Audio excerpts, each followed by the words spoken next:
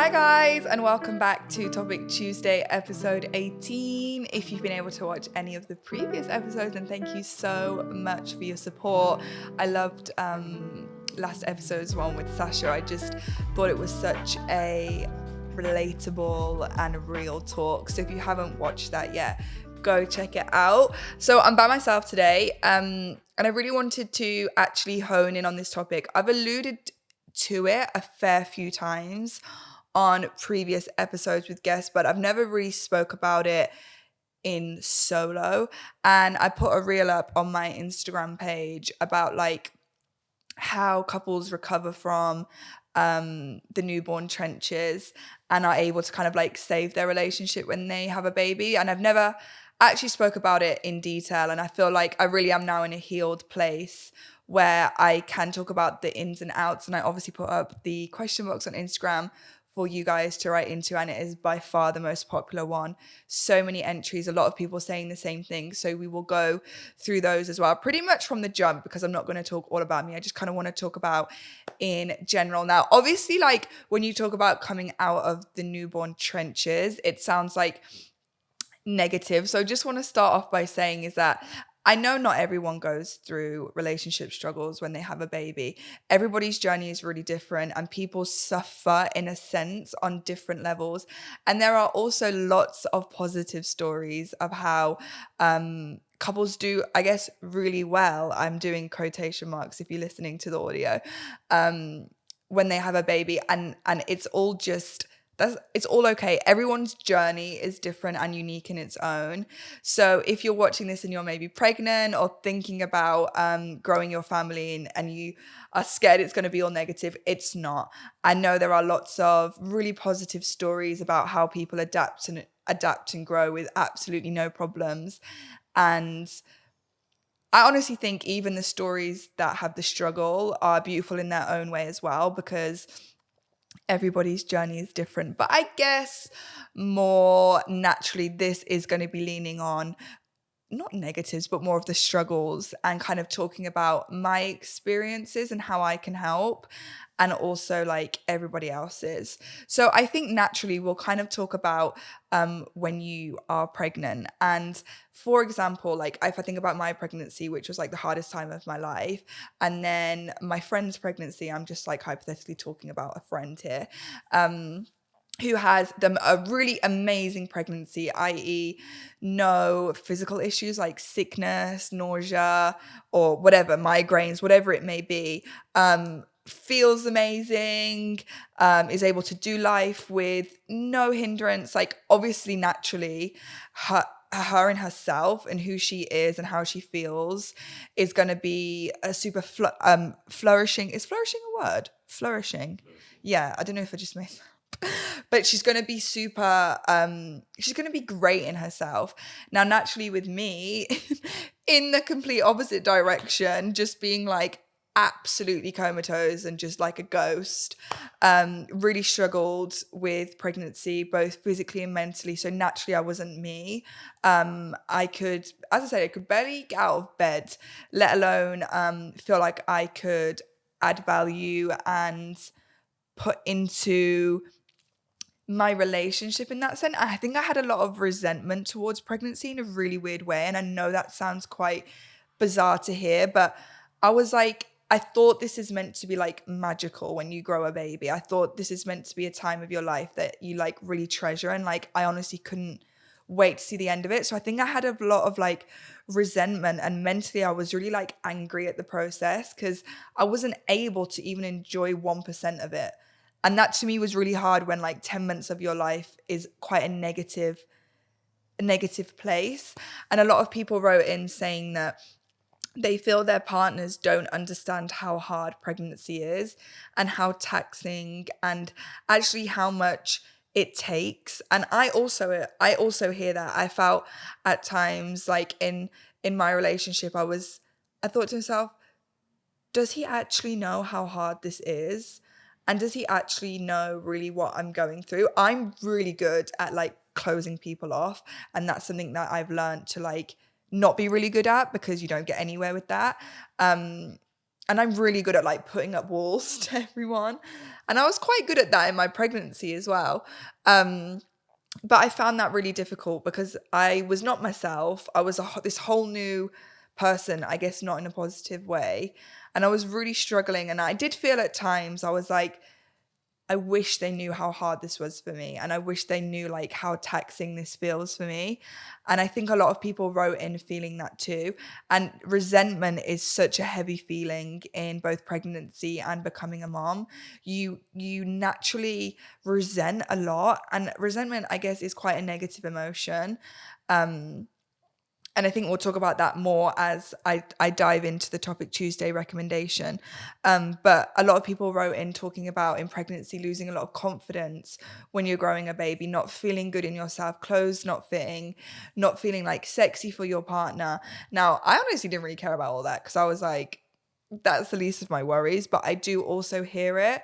Not being able to feel like in your like feminine energy almost, which is kind of so crazy when you're most in that energy because you're actually growing a child, but just really struggling with that kind of like feeling yourself and feeling good in your clothes or what you're wearing. So I really, really hear that. A lot of people talking about losing intimacy, both in pregnancy and the newborn stage, but I'll focus on the pregnancy bit at the moment, which I also understand. I think it's so different for so many people. I think for a lot of pregnant women, their sex drive goes crazy because all of the hormones. And for a lot of women, it's the opposite. And I think it's just like you have to, when you're going through this journey, you have to like adapt and be quite responsive to the women's needs, if that makes sense, and understand that how it used to be is like it's gone, you know? And when a woman is pregnant, she becomes this new version of herself. And when the woman gives birth, she becomes this totally new version of herself. And you never, when people say like, oh, I'm never going to get the old me back, I agree. I don't think you ever get the old you back, but you become someone else. The woman I was before Ziggy, she's gone. Like that version of me, like will never come back because it's a whole old chapter. When you have a baby and you become a mom, you you create a new identity. You create this new version of yourself. You have different feelings and emotions. You have different hormones. You have different expectations, boundaries, emotions, feelings, wants, needs, desires in life. So you almost create this new avatar of yourself. And when people chase, I want to get the old me back, I think they're chasing the wrong thing because that old you is gone for a reason. You have to create the new version of yourself and what she looks like. And I guess that's hard when you're in a relationship because sometimes I think from a male perspective, they feel like they need to relearn to love this version of you. I can safely say the version of me before Ziggy and the version of me after Ziggy is two completely different people. And I think, for example, my partner in the instance found it quite difficult to navigate this new person me. I became super sensitive to everything, like extremely sensitive. And I'm not afraid to admit that. I don't think being a sensitive woman is a bad thing, but super sensitive. And it's kind of like relearning how I react to things and how I feel about things. It honestly is like a whole new woman. And I think that can be difficult to navigate when you're also tired and overstimulated and overtouched and maybe feeling a little bit of postpartum depression and all of the wonderful things you feel when you're a mom. And I think also a lot of people wrote in talking about like when they're pregnant, and I think this translates into the newborn phase as well. Like when you're pregnant, you, and not everyone, because again, I think it's all so dependent on so many factors, but a lot of women feel and felt like their life changed like quite quickly, as in they felt restricted to do things, they didn't want to do certain things, whereas like the partner or the guy can just do what they want and like just continue to do their life. And you can kind of build up, as I say, this like resentment and automatic friction. And I think there's got to be a balance between like a guy being, or I'm saying a guy, a partner, it can be whoever it is, the partner being there for you in the way you need them, but also being able to have their flexibility and freedom as well, because you would never want it to become like claustrophobic, if that makes sense. Now, going into when the baby arrives, I think this is where things can feel quite crazy and overwhelming. And again, I think there are many contributing factors. I think the baby and how they are in general, for example, if they're a good sleeper, or if maybe it's a colicky baby who cries all the time, or if there's certain issues or complications. I think there's so many varying factors of what it can look like and what it can feel like. But for example, if I think about my specific situation with having an allergy baby and a baby with eczema, it's like quite intense from the jump. And all those feelings you feel, like the roommate phase, complete zero lack of intimacy, feeling completely touched out, feeling like, who the hell am I? All the hormones to deal with, all the emotions. Honestly, for me, I had complete lack of interest in my partner at the time, because all I could focus on was my son. Going to be completely honest. I had no time. I feel like I had no time really for anyone in my life, because all I wanted to do was help Ziggy because he was sick and poorly. And by the time he would settle, or for example, I would just be dead out. And I think there's so many like varying factors in that sense. I think for me, one of the main things that I failed in, or we failed in, was a complete lack of communication. Your partner is not a mind reader. They cannot read your mind. Like, men are quite useless in a lot of senses, if I'm honest, but like, being able to read your mind is an impossibility. Yeah, they can maybe sense your energy and maybe sense when something is off, but when a woman has a baby, the intrusive thoughts, the feelings, like, they're so intense. I didn't and wasn't able. I didn't communicate. I didn't speak anything out loud. All I would do is think my thoughts, communicate with myself, and then emit a persona and quite a negative, not very nice person, quite argumentative, snappy, short fuse, no patience. Which, by the way, like, looking back, like, I'm not mad at myself, or like, I don't apologize for in that sense, because I had so much on my plate. But where I did lack was, I was not communicating. Like, how was my partner to know what was going on in my head and all my thoughts and feelings? And it wasn't till you kind of like break and then try and fix yourself that you start to talk, that that there forms a bit of understanding. And when I look back in hindsight, I'm like, I wish I just spoke my thoughts out loud. What doesn't really change when you have a baby is your partner's love language, and like how your partner receives information. Like, that never changed for me. So I don't know why I wasn't able to use that sense of communication style, which I know is able to be received in that sense, like calmly sitting down and talking on the sofa. Don't know why that couldn't happen. I guess I wasn't in any mindset to do that. And it's just like, one thing just leads to another, and it's just, you just build on friction, and you build on resentment, and you build on lack of sleep, and you build on overstimulation. And like, then you just come to a point and you just topple over and fail. Like, when I look back, I think like, I literally felt like I was set up to fail in that instance. I didn't have, and Sasha said this in the last podcast, it's like, you need to have the tools to be able to navigate really difficult situations. And I really, really hear that. I would say in that instance, I didn't have the tools. I didn't have the tools, or maybe I had them and I just didn't know how to use them. So it was just like a whole entire disaster in that sense. I also think, and this is not excusing men or partners, but men also go, and partners also go through things when the baby arrives. They can also suffer from a form of postpartum, or the baby arriving, like depression. They can also suffer from maybe not feeling connected with the baby. They can also suffer from feeling overtired and stressed. They also suffer from these things.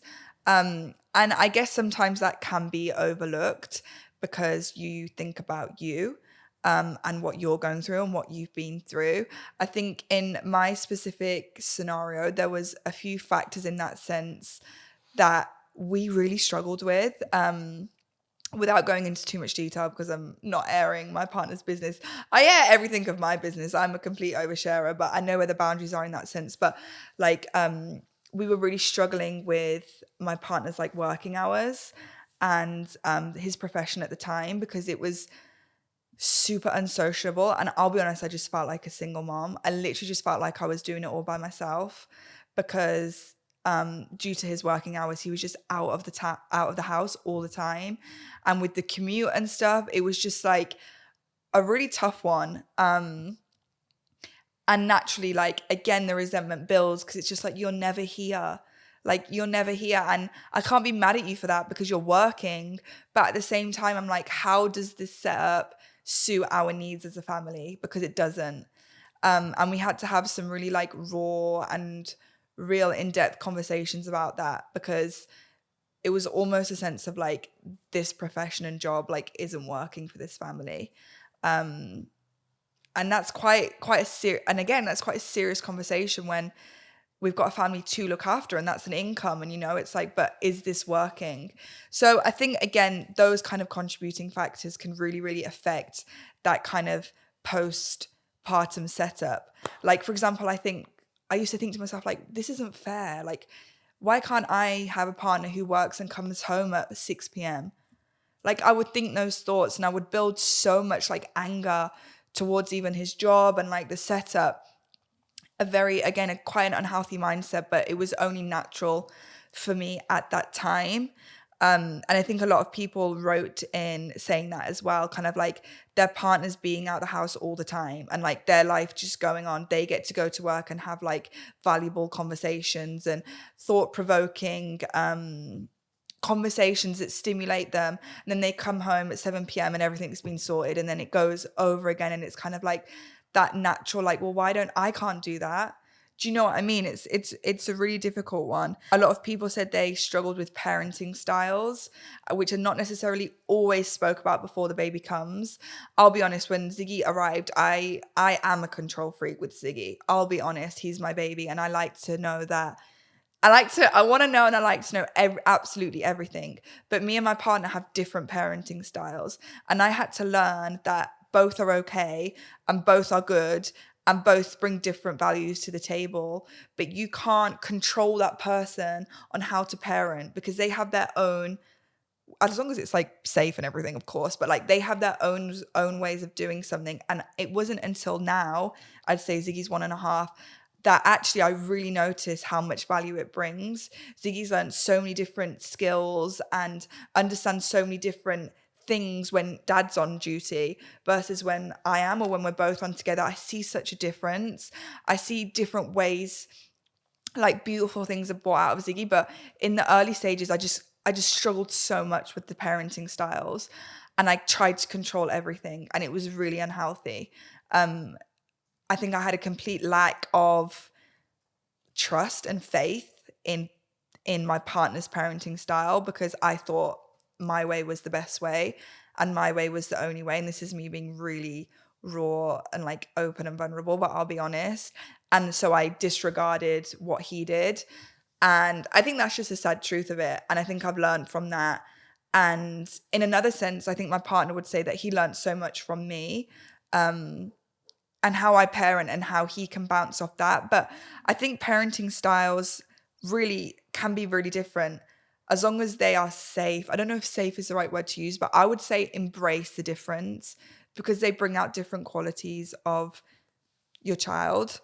Someone wrote in saying, I realized even with the most supportive partner, how unbalanced parenthood can be. And I get that. I think everything lands on the mom naturally.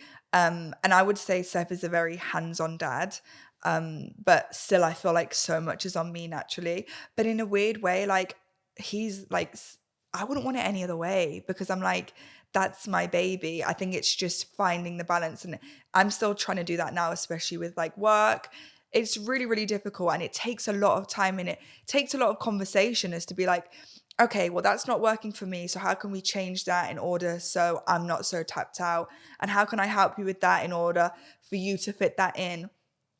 It's a constant revolving conversation of how to make it work for your setup in the household. Someone wrote in saying, I'm thinking about starting a family, but I'm really worried because I don't want my relationship to fail.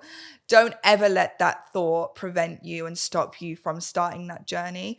All I would say is just be wary. No one spoke to me about it before I had a baby, about the struggles that you can go through. Like, no one told me about it. So I went in very naive, and I wish I had someone that kind of said to me, like, look, this can happen. You might go through this. A lot of women struggle with this. This is how I felt when I had a baby. I didn't have that. And I think, again, I went in completely blind. So let me help you. Don't let it prevent you from having a baby, because it's the most magical and beautiful thing. And I couldn't imagine my life without my son. But be wary and be alert and be prepared for really difficult times in whatever way that might be. Someone wrote in saying that I wasn't able to share the excitement of my child with my husband due to my low mood, a little bit of postpartum depression, and therefore creating a lot of distance and pressure. I hear that. I think for me also, I felt that. I think because had a little, well, didn't have a little bit, a lot. I think because I suffered with postpartum depression, a lot of my excitement was quickly taken away from me because of the dark thoughts that would quickly come in front of that. And a lot of things that a lot of experiences that my partner would find so much excitement and pleasure in, I would quickly dampen with the thoughts in my mind, whether they be intrusive or no, you can't do that, or the control freak in me. And then when I do look back, first of all, it's a blur, so I don't even remember. But when I do look back, I do think, oh, I wish I didn't have that and I could have enjoyed that more. But I can totally relate to that. Having a lack of time to spend with each other, yes, you can be complete passing ships in the night. I think since Iggy is born, me and my partner have had 2 date nights maybe, and he's 1.5. Like, complete passing ships. You do lose that time quite quickly. But for us, we now love the time with Ziggy. And when we're away from him, we miss him a lot. So that's where we find a lot of our pleasure. But I would say if you're watching this and you don't have that beautiful baby yet, and you're thinking of bringing a baby into the family, enjoy that time with your partner. Like, treasure it so hard. And when you're having that time, like, really immerse yourself in it, because it's a beautiful thing and it does go when you have a baby. I will be honest. Unless you have like loads of family around that can have the baby all the time and a babysitter and things like that. Again, circumstances are very different.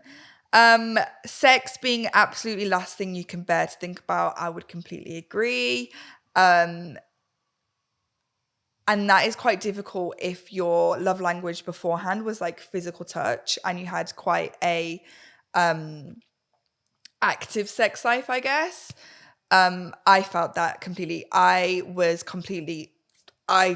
got so uninterested. I couldn't care less about it. I'd say for about 8 months, maybe even more. And I knew why. I breastfed Ziggy for 7 months, and I found that really touched me out. I was like completely, oh my goodness, I was out of touch. And even when Ziggy wasn't feeding, when it came to like my partner, I just didn't want to know. I even found it like off-putting cuddling, which is so like not like me. And again, that can, I think, push the partner away quite a lot. And I really understand it from their point of view as well. And that, again, it needs to come down to communication, and you just need to talk it out loud and really talk about how you feel. And what's really interesting is that when I stopped breastfeeding, the minute I stopped breastfeeding, I felt my sex drive completely go back up, like after 24 hours. So I do know what my trigger was, I think. I think it was the breastfeeding. And as soon as I stopped, I was like, whoa, it just went sky high. And I was like, what the hell is this? I am so not used to this. And so that part of the relationship that was failing started to repair itself just very naturally. But I can totally hear that. And I don't know, from a guy's perspective, I know you don't have a mic, Carl, so I don't know if will the audio be picked up at all? Yeah, it might do. Okay. But from like a guy's perspective, I don't know, with like you and your relationship, obviously I'm not going to go into your business, but how must it feel like knowing that your woman is so out of touch and like so unavailable? Because I think that's where a lot of things can go wrong in a relationship, i.e. cheating and infidelity, because guys just go elsewhere. I think especially if communication, that is a major thing. If you're not open and honest about your feelings with your partner, then there are going to be issues. Me and my partner, we are quite open with each other Yeah. in regards to everything. So we haven't really had that issue. But did she ever like be out of Back. touch Oh yeah, 100%. and would she just say like, I'm not feeling it. yeah, 100% just say I'm not feeling it, and I would feel. I'm a man. I'm going to feel a certain way about it when you try to Yeah. be intimate with your partner. Yeah. It's like the rejection. Exactly, it's rejection. Nobody likes to be rejected. Yeah. So I think that's what it comes down to. But I think you need to just take yourself out of the situation and just think she's just had a baby. Yeah. Everything's all over the place. And I think that comes with maturity. I would agree. The more mature you are, the older you get, the more Yeah. you realise actually. Yeah. Let me try and make things a bit easier for her. Yeah. And Yeah. there'll be progress there. I agree. And I had that conversation I had a conversation with my partner about that, because I was like, when I was in my depths of despair, I was like, we can never have another baby because look at us. And he was like, with the greatest amount of respect, Lucy, like, this is our first time, like, learning and navigating the emotions. Like, we're not perfect. Yeah, we've had a bit of a mare, but like, second time round, you know what to expect. Like, I know what to expect of you. You know what to expect of me in that sense. And like, you have an idea, because as I say, we both went in like with a blindfold on. We had no clue what to expect. We were the first in our families to have a baby, first in our friends to have a baby. We were the first ones to do everything, and we had no one around us to prepare us. So it was like we had to trip, fall, pick ourselves back up and learn. And now, second time round, I think you would have an idea of what to expect. But as Carl said, and as I said, you have to communicate. Again, I'd be so out of touch, completely uninterested, but I'd be mute. So in my partner's perspective, he's like, well, she's done then. Like, she doesn't talk to me. She doesn't really look at me. She doesn't want to hug me. I barely see her. So, like, is she just completely out of love with me? Like, you have to communicate, and you have to have really deep, raw conversations that sometimes you don't want to have, but it's life. And yes, you can lose the spark. Again, when you're not in the mood and I don't want to touch you. Like, I'm not interested, and you've got this aggy, negative energy in you. Your spark, like, there's no romance. You will lose that spark if you're in that period and you're going through that motion. Be aware of it. Don't be naive to it. But you can get it back. And I feel like I am like an example of that. Trust me, we lost the spark, we lost the romance, we were in depths of despair with our son, we were heartbroken, we were disappointed in each other. We worked so hard to get it back. Again, conversations, deep, raw actions, a lot of showing. I would say change is also huge. Sorry, I'm verbal vomiting now, but like, yes, you have to change. Yeah. You can't be the person you was. Well, I'm not. I'm a completely different person. And your partner, in my circumstance, for example, you have to change. You have to learn a new language. Literally, you have to learn to speak a new language. You have to adapt. If you're not willing to do that and you're not willing to change, that's when you should divorce or separate, because you're on completely different pages. But if you want to be together, you have to change. I firmly believe that you have to learn to talk a new language. Does it get easier with your relationship when they get older as the baby? I would say in my circumstance, yes, because as Ziggy got older and he healed, he slept 13 hours a night. Like, life is amazing now. Like, he's a completely healed baby. So for us, we're like, yes, it gets easier when they're older. However, for example, like, my friend did literally just have a baby, and he's like a dream. He already sleeps amazing. So it's like, I don't know if it gets easier when some babies get older, because, do you know what I mean? From the get-go, it could be amazing. But if you're asking me, yes, 100%. Someone wrote in, my relationship has completely gone to shit. We've been on the verge of breaking up several times. The reason being is my mood swings, my tiredness, my postnatal depression, different opinion on things, and feeling overwhelmed. That was literally me. Like, that's literally my circumstance in a box. So I can completely understand where you're coming from. I would say don't give up, because honestly, when you come out of it and you see the light, I think you will regret it. So just really give it your all before you decide to part, because there is a little baby that will be impacted by it. Living two completely separate lives, one being at home with the kids and the other out working, socializing, and doing what they want. So now here is where I draw a line, because this is what I don't agree with. When you have a baby, yes, the mom's life will change dramatically, but I also believe the father has to make sacrifices. And I think this is something that me and my partner had to learn too, and already has changed in that instance. Like, yes, as the father, you can go out after work. Yes, as the father, you can see your mates more. Yes, as the father, you can do all of these things. But when you choose to have a baby, you shouldn't want to do those things. Yes, once in a while, everyone deserves a social life 100%. And everyone deserves to go and release with their mates or go and play football or whatever they want to do. But as a general consensus, your life should change too, because then it becomes completely unfair. Like, I don't understand when guys go out to work every day and then on the weekend go and play golf all weekend. I see it all the time on social media and I'm like, huh? Like, that to me is not cool, because then it really is, you're just leaving the mom to her own devices. And that's where I think the line should be drawn, and where conversations deeply need to be had, because I think that's so unfair. I feel vulnerable in my postpartum body, and I feel like my partner is going to leave me because I look ugly. Um, no, no, I don't like that at all. First of all, your feelings are so valid. When you have a baby, you can feel alien in your own body, and that's such a difficult feeling to overcome, because how can you feel alien in the body that you've been in your whole life? But I can 100% feel like those thoughts are just within you and your partner does not feel that. My partner always used to tell me he thought I was so sexy when I was pregnant, like so beautiful, loved my body when I had just given birth. And I felt like a bit of a mess, but I can 100% assure you that your partner will admire you in all your beauty, because you just gave birth to their child. And again, have those conversations. It's the same line: communication, communication, communication. You need to talk that out loud with your partner, because it will translate. How to show affection when you're just not in the mood. I think this is really important, because when I was going through that trouble with Seth and he was like, there's just no interest, I feel like there's no desire.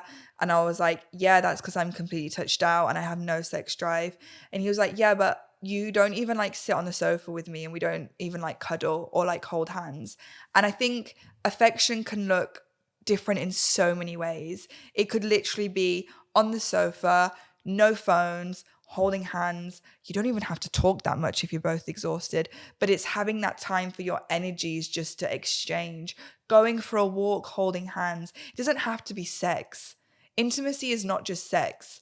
It could be your partner giving you a foot rub and then you giving him a cuddle after, or him cooking for you while you sit on the counter and talk instead of sitting on your phone or being in bed. Intimacy translates in so many different ways, and it's understanding what makes you and your partner tick. That was good advice from me. Oh, this is an interesting one.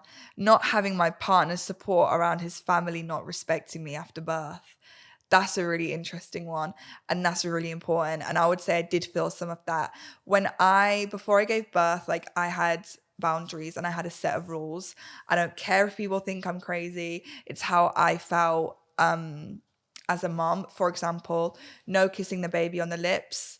If you're ill, please don't come over. Don't come over unexpectedly. Don't come over and expect to be hosted for. Don't come over and expect to be cooked for. And unfortunately, I don't feel like my partner was on the same page. For example, when Ziggy was 7 days old, I remember this like there's no tomorrow. When Ziggy was 7 days old, this is such a regret of mine, honestly.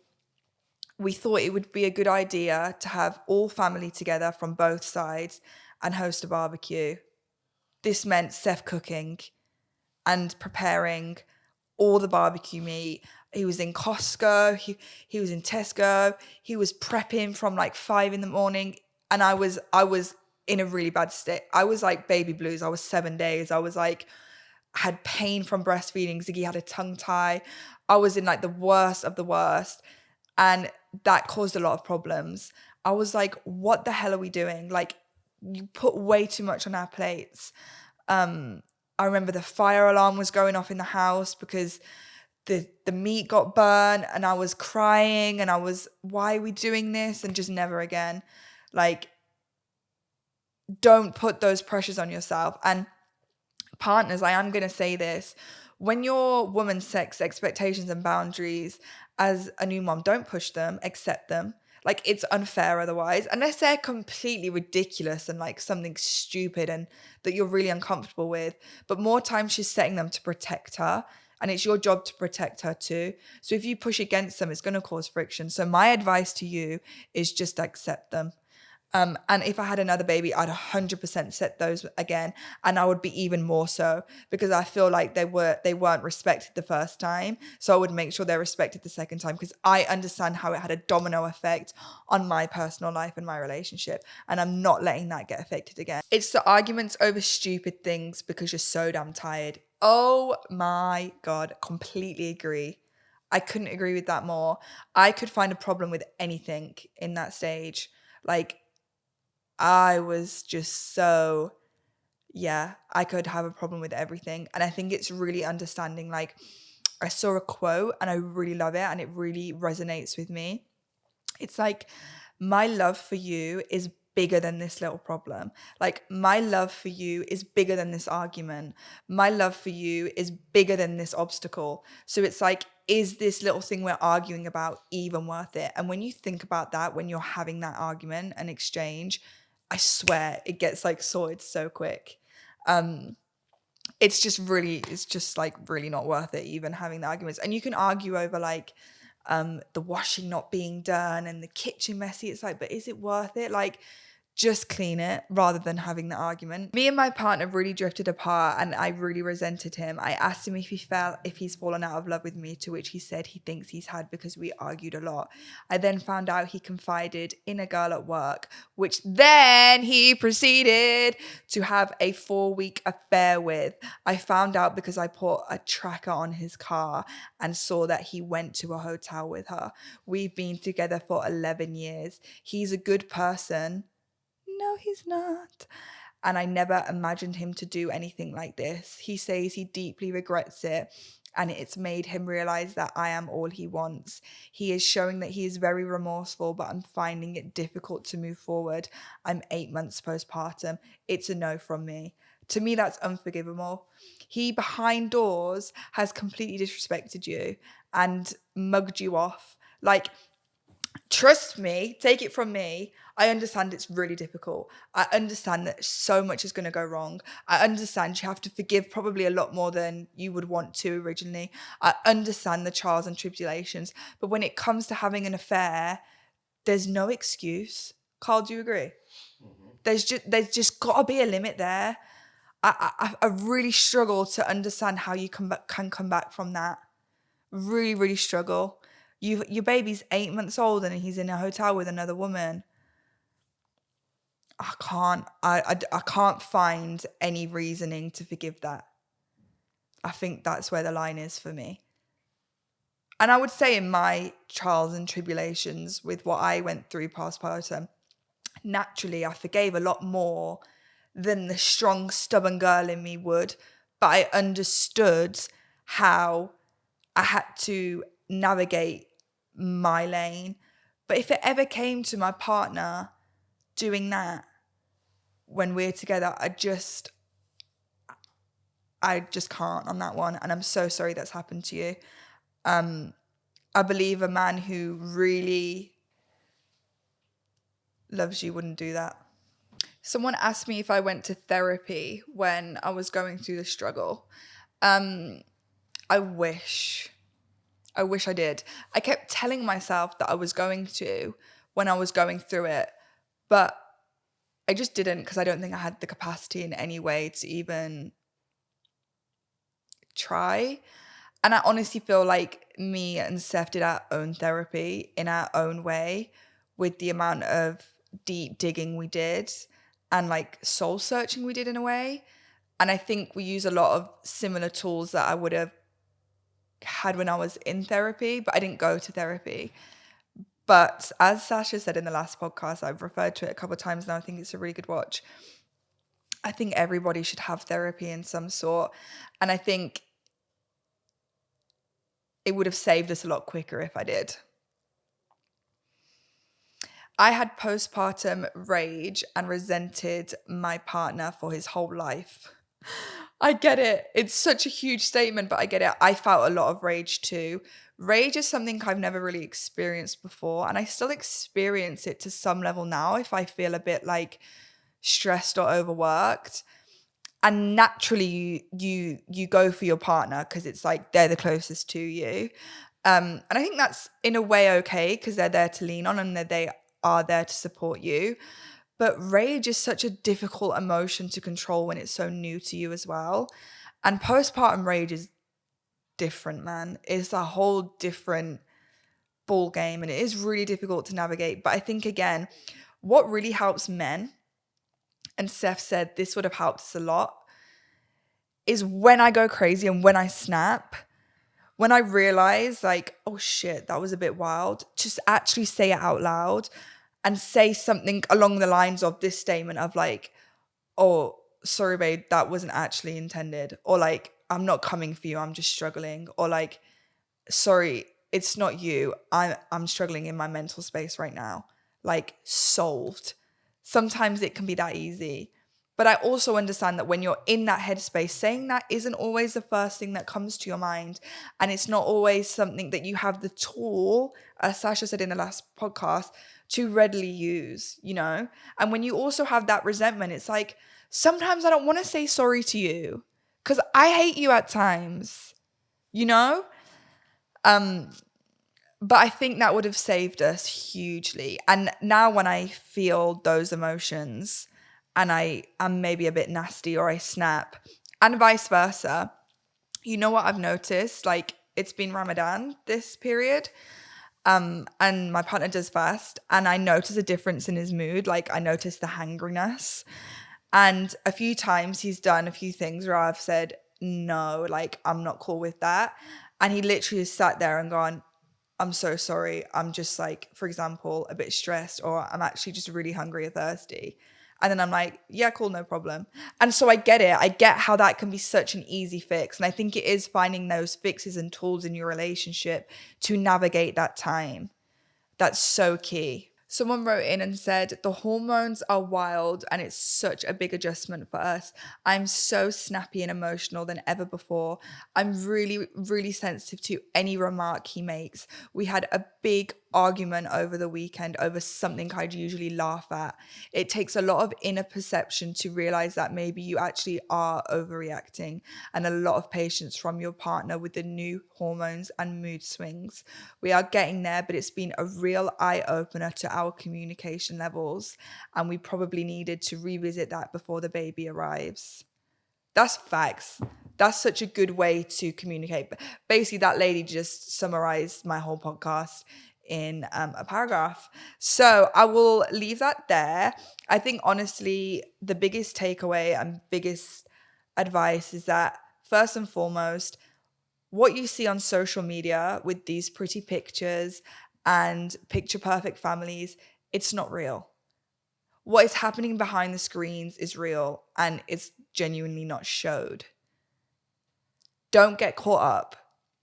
What's happening in your life and the struggles that you're going through and the problems that you're facing, I guarantee you are mirrored across most other relationships.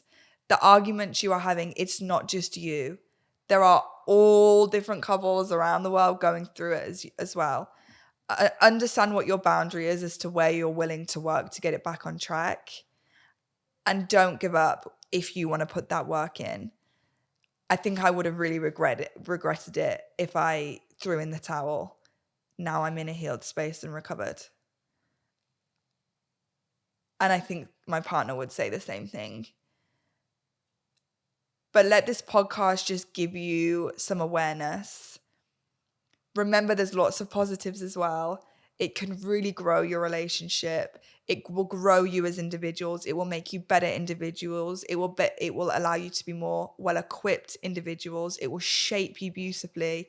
There are so many positives, but just be aware and alert to the struggles and understand that it's normal. Everyone goes through it, and you will get there in the end. Please, if you can, like, share, subscribe, whatever you can do to support the cause. And we'll see you next time for episode 19. Ciao.